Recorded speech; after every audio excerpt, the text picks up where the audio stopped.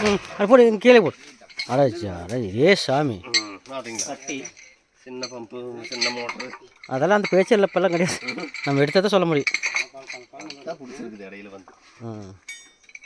இல்லைன்னா அதாக இருந்தால் இடையில பிடிக்காது. அந்த பக்கம் நேரம் பத்த மாதிரி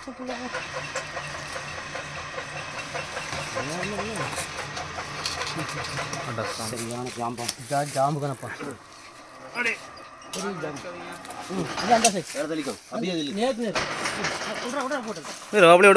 தாங்க வேண்டாம்.